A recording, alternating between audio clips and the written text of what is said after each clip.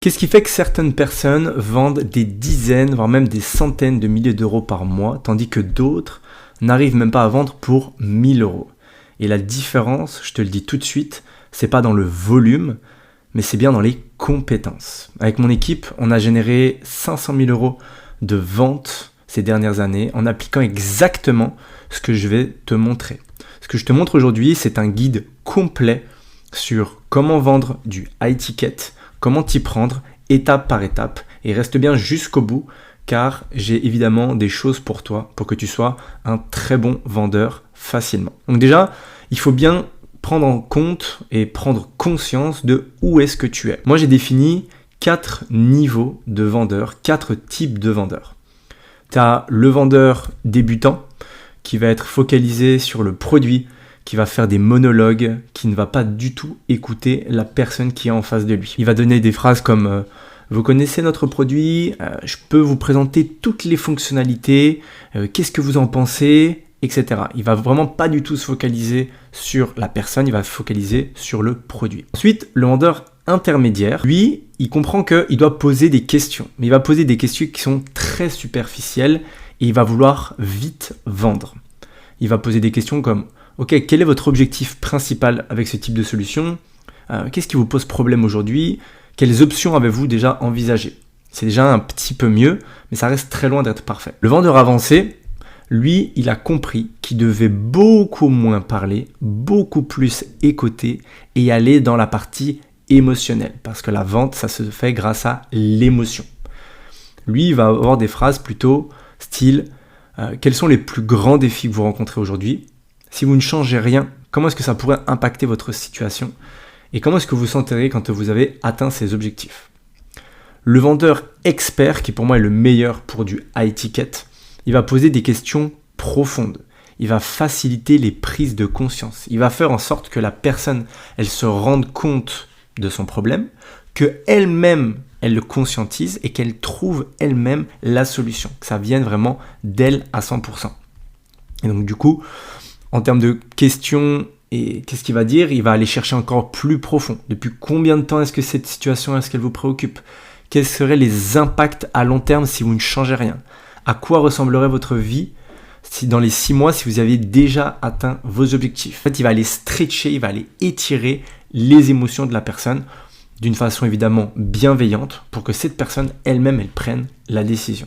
Et je vais t'expliquer tout exactement comment atteindre ce niveau expert le plus facilement possible grâce à tout ça.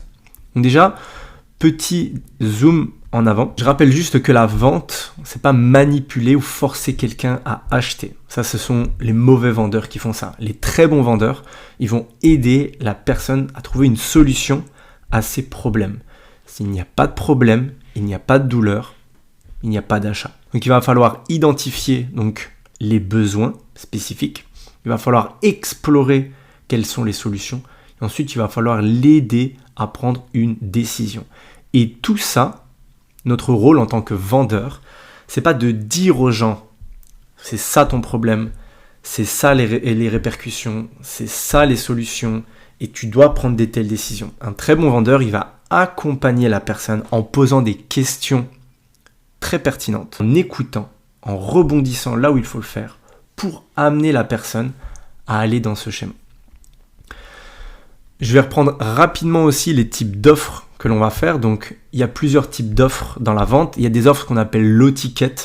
Donc, ça va être des produits à moins de 100 euros. Ça, en général, il n'y a pas besoin d'intervention humaine. Juste avec le marketing, les gens ils vont pouvoir prendre une décision tout seuls. En plus, il va y avoir des offres plutôt middle ticket de 100 à 1000 euros. Donc là aussi, avec le marketing, ça peut se vendre, mais dans certains cas, à 500 euros, on va pouvoir avoir une intervention humaine, un appel de vente ou même un soutien par message, etc. Et pour les offres high ticket à 1000 euros et plus, c'est précisément là qu'on va avoir le plus besoin d'avoir un contact avec la personne, d'avoir un appel, de prendre du temps, de comprendre quels sont les besoins de cette personne, ses problèmes et quelles solutions s'offrent à elle. Et quelle est la psychologie d'achat? Et c'est super important de comprendre ça parce que si tu ne comprends pas ça, tu ne pourras pas vendre de choses high ticket. Les gens, pourquoi est-ce qu'ils vont acheter? Ils vont acheter pour résoudre un problème ou pour obtenir un gain.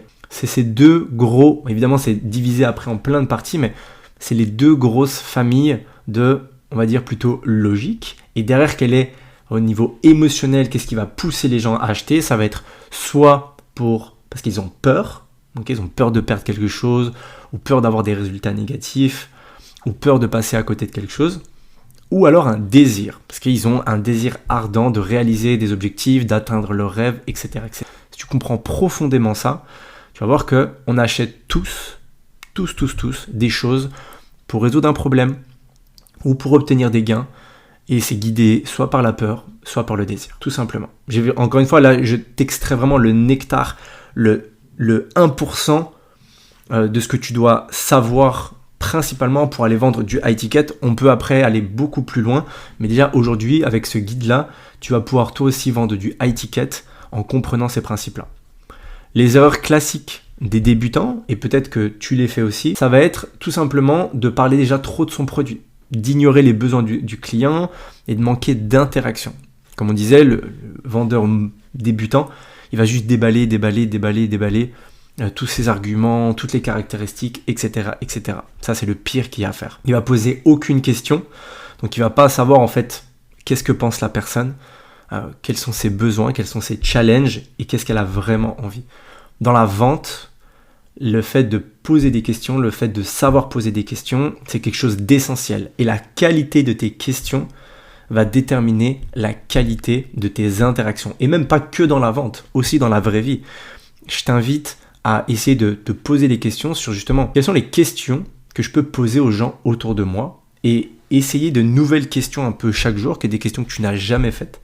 Mais tu vas voir que la qualité de tes interactions et de tes relations, elle va drastiquement augmenter. Et en général, les vendeurs aussi au tout début, ils ont peur des objections. Ils ont peur de « Oh, cette personne, elle ne veut pas, elle n'a pas envie ». Ils se sentent rejetés et ils ont peur de ça. Alors qu'en fait, il n'y a aucun problème à avoir une discussion et une personne, elle n'est pas forcément obligée d'être en phase avec toi dès le début. Le but, c'est de comprendre et d'avancer dans son sens. On a ensuite, évidemment, les qualités d'un bon vendeur. Il en a 4 pour moi, principales, encore une fois, on peut en avoir plus, mais la première, c'est écoute active. Donc là, un petit exercice que tu peux faire, c'est la prochaine fois que tu discutes avec quelqu'un, encore une fois, même si c'est pas de la vente, mais c'est juste d'essayer de parler le moins possible, d'écouter, de poser des questions ouvertes, donc des questions qui ne vont pas se répondre par oui ou par non, des questions, par exemple, qu'est-ce qui fait que tu as pris de cette décision? Qu'est-ce qui fait que tu fais ça? Des questions ouvertes pour laisser les gens parler et les écouter sincèrement. Avoir de l'empathie, donc comprendre sincèrement, essayer de ressentir l'émotion que la personne elle a quand elle te parle de quelque chose. Avoir confiance en soi, c'est facile à écrire et peut-être que tu te dis oui mais confiance en soi c'est facile à dire mais c'est pas facile à avoir. La confiance en soi, c'est quelque chose qui va se construire en fait petit à petit dans la vente. Plus tu vas prendre des appels de vente, plus tu vas faire des ventes et plus tu vas avoir confiance en toi, en tes offres, en tes compétences et je dirais en la capacité aussi d'aller aider les autres. Et il faut surtout savoir s'adapter. Donc en fonction de telle personne que j'ai en face de moi, peut-être qu'aujourd'hui, mon discours il va changer, il va être un peu différent. Peut-être que cette personne-là, je vais aller la challenger un petit peu plus. Peut-être que cette personne-là, elle n'a pas besoin d'être beaucoup challengée, je vais aller un peu plus cool, etc., etc. Donc c'est les 4 qualités qui sont super importantes. Et c'est évidemment ton mindset. Mindset, c'est un mot un peu fourre-tout. On peut tout dire et rien dire avec mindset, mais quand même, j'ai envie de dire, ta façon de voir les choses, ta vision de la vente, elle est aussi super importante. Donc en fait, tu dois être quelqu'un qui pense en termes de solutions. Tu dois être là pour résoudre des problèmes, pour aider les gens à résoudre des problèmes. Donc encore une fois, dans ta vie, si tu penses toujours en termes de solutions, quand tu vas être dans un appel de vente, face à quelqu'un qui peut-être ne trouve pas ces solutions, et c'est pour ça qu'elle est sur un appel avec toi, tu vas pouvoir l'aider à aller chercher ces solutions. Sans forcément lui dire, mais lui poser des bonnes questions pour qu'elle aille les chercher. Il faut apprendre évidemment des interactions et les meilleurs vendeurs que je connais sont des vendeurs qui prennent le temps de réécouter les appels de vente, de se poser les bonnes questions. Ok, qu'est-ce que j'aurais pu mieux faire dans cet appel? Qu'est-ce que j'ai mal fait? Qu'est-ce qui a été très bien fait? Et de repasser, de réécouter. C'est un cycle qui n'est pas le plus fun, mais qui te donnera les meilleurs résultats. De juste prendre le temps de se réécouter, prendre le temps de réanalyser ces appels qui ont fonctionné et les appels qui n'ont pas fonctionné, qui ne sont pas allés au bout d'une vente. Et accepter le refus, ça c'est quelque chose qui peut être compliqué pour certaines personnes, d'autres naturellement n'ont pas forcément de sensibilité à ça, mais qui peuvent se dire ok, il n'a pas acheté quelque chose, mais en fait il a dit non à moi, il m'a refoulé entre guillemets. Mais le refus en tant que vendeur en tout cas, c'est quelque chose par lequel on passe et c'est quelque chose qui n'est pas grave. Il y a 2 types de communication qui sont super importantes à avoir quand on fait de la vente. C'est la communication donc verbale. Donc le but, moi je vois beaucoup de vendeurs qui sont très excités, qui arrivent, qui crient de tous les côtés, qui se disent ok, moi si j'ai un niveau d'énergie de folie, moi en face, la personne aussi elle va répondre. C'est ce que je pensais aussi au début, je suis un peu moins convaincu par ça. Je pense qu'avoir un ton plutôt neutre, calme et sûr de soi, au final les gens ont plutôt cette perception de ok, je suis face à un expert et je suis pas face à un vendeur qui va absolument me vendre son produit. Donc être calme, poser des questions ouvertes et favoriser un dialogue. Pourquoi est-ce que je dis ça ? Parce que si on arrive aussi avec un ton qui est très excité, etc., les gens ils savent, ok, lui c'est un vendeur, donc tout de suite ils vont monter la garde. Si tu arrives en étant calme, en étant détendu, la personne en face de toi, elle va baisser sa garde et elle va plus s'ouvrir. Et évidemment la communication non verbale, de garder le contact visuel avec la personne, de faire des gestes si tu en as envie. Moi je parle aussi beaucoup avec des gestes, il y a des gens qui l'utilisent moins. Moi j'aime en tout cas utiliser des gestes dans la vente pour faire comprendre encore mieux mes idées. Il y a des gens qui l'utilisent plus ou moins, mais ce qu'il faut garder en tête, c'est que si je te mets face à ces 2 personnes-là dans un appel de vente, une qui est en train de se gratter, qui est pas bien, qui ne te regarde pas, etc., et une qui est confiante, qui te regarde droit dans les yeux, qui est sereine, ma question c'est à laquelle vas-tu faire le plus confiance ? Instinctivement, à celle de droite, à celle qui a plus confiance en elle et qui est plus sereine. Quelqu'un qui est stressé, qui est anxieux quand tu arrives dans un appel de vente, ça donne pas énormément confiance. Donc ça c'était un petit peu pour les bases, et reste bien jusqu'au bout parce que je vais te montrer étape par étape comment est-ce que tu vas pouvoir t'y prendre, et à la fin j'aurai des cadeaux aussi pour toi. Donc la vieille méthode, ce qui se faisait beaucoup avant, c'était ce côté ok, je me connecte rapidement avec la personne, je ne sais même pas qui c'est, je ne sais même pas ce qu'elle fait, je m'en fiche au final. Je vais lui poser peut-être 2-3 questions et dans tous les cas, moi ce que je veux c'est juste pitcher mon produit, ce que je veux c'est juste parler de mon produit et à la fin, si elle essaye de partir, si elle essaye de se débattre, alors là je vais sortir tout mon arsenal. Je vais gérer toutes les objections parce que je sais exactement comment gérer les objections comme un killer. Je vais pas la laisser partir. Elle doit me donner une réponse absolument dans cet appel, etc. Autant te dire que ces méthodes-là, elles fonctionnent de moins en moins, ou avec des personnes qui ont très peu d'interaction sociale ou voilà, qui ne comprennent pas forcément, mais ça marche de moins en moins. Parce qu'en plus, ce qu'il faut savoir, c'est que les personnes, elles ont de plus en plus affaire à des vendeurs, que ce soit dans le physique ou dans le digital. Donc les gens ils voient très bien les patterns et les choses qui se répètent, et donc quand ils voient que c'est un vendeur comme ça, ils esquivent tout simplement. Nous ce qu'on veut aujourd'hui, donc le modèle que moi je préfère appliquer, c'est des modèles qui sont basés sur tout ce qui est neurosciences, où on va prendre énormément de temps, le temps qu'il faut pour vraiment engager avec la personne, pour vraiment découvrir ses besoins. Ça, on passe vraiment 85% du temps d'un appel pour ensuite à la fin faire une petite présentation, mais qui va être 100% adaptée à la personne, et pour que ensuite à la fin la personne s'engage naturellement. Aujourd'hui c'est ma vision de la vente, celle qui fonctionne le mieux, et encore plus, encore une fois on est là pour vendre des offres à étiquette. Okay. Donc là on a vraiment un échange, on a vraiment une communication avec la personne, et c'est la personne elle-même qui va s'engager dans ce processus parce qu'elle est convaincue. Mais elle n'est pas convaincue parce que tu lui as dit, elle est convaincue parce qu'elle a vu dans la situation dans laquelle elle a compris ses problèmes, elle a compris que si elle restait dans cette situation, ça n'allait pas aller pour elle, et elle a compris qu'elle n'y arriverait pas seule. Donc en faisant tout ce cheminement-là, oui, pour moi, c'est une façon de vendre qui est beaucoup, beaucoup plus efficace. Donc si on va un petit peu dans les différentes étapes, on va instaurer la confiance en premier. On va chercher à faire baisser la garde. On va se concentrer donc sur les résultats que cette personne elle veut. et on va identifier ses problèmes. Ce qui va être important, ça va être de construire un gap. En fait, c'est tout simplement l'écart entre où est-ce que la personne elle est et où est-ce que la personne elle veut aller. On va tout au long prévenir des objections et on va la faire se projeter dans le futur. Et j'ai mis quelques questions ici, je vais pas les lire ici, dans tous les cas, tu pourras avoir accès à ce document, mais pas mal de questions qui vont nous permettre en fait, petit à petit, d'avancer en fait dans cette suite logique, parce que c'est cette suite logique, c'est cette grosse phase où on va vraiment engager la personne, lui faire comprendre où elle est, lui faire comprendre ses problèmes, lui faire comprendre qu'est-ce qui va se passer si elle ne bouge pas, et lui faire comprendre que pour aller là où elle veut, toute seule, ça va être compliqué. Donc tout ça, c'est une suite logique, mais comme je te dis, donc je t'ai mis tout ça ici. La deuxième partie, ça va être la partie présentation adaptée à la personne.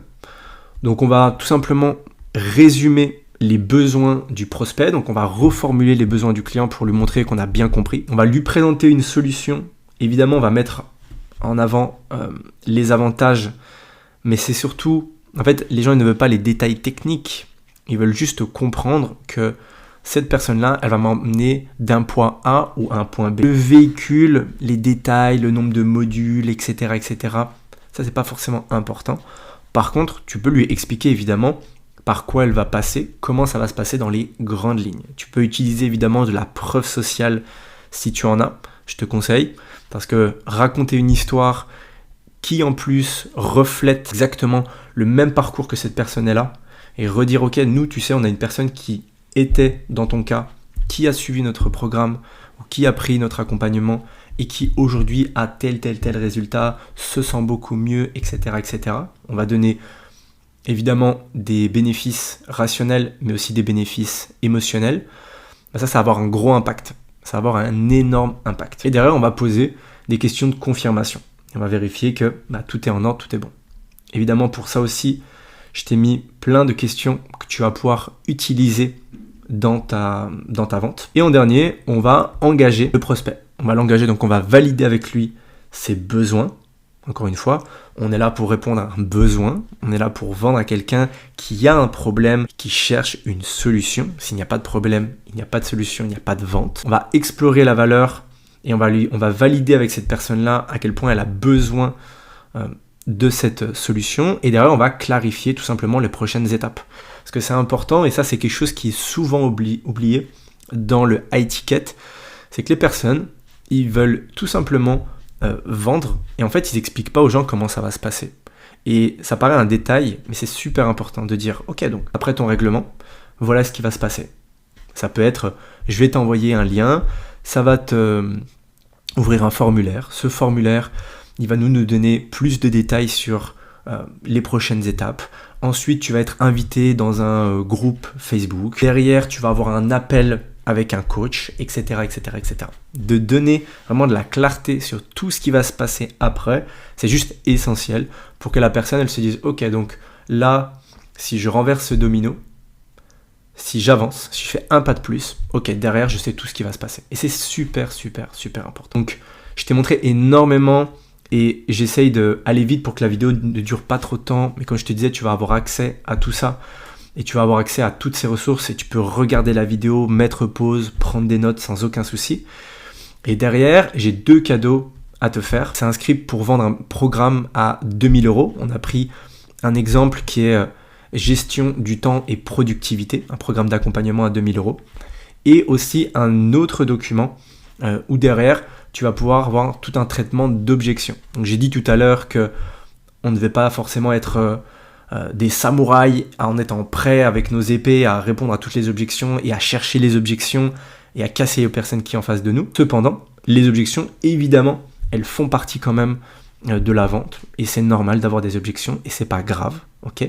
Ce qu'on veut, c'est pouvoir y répondre, mais y répondre, encore une fois, d'une façon smooth, d'une façon clean et d'une façon où on va pas être là en train de mettre une pression absolue à la personne pour qu'elle prenne une décision. Non, encore une fois, la décision, elle doit venir de la personne. C'est tout pour cette vidéo, pour ce guide sur la vente high ticket. Je te mets tous les liens sous cette vidéo. J'espère que tu as apprécié. Si tu as des commentaires, des choses à faire, des choses que tu aimerais voir, peut-être même parties de la vente qui ne sont pas claires pour toi, mets tout en commentaire et j'ai encore plein de vidéos qui vont arriver et mon objectif c'est de te donner un maximum de valeur. Je te dis à très bientôt.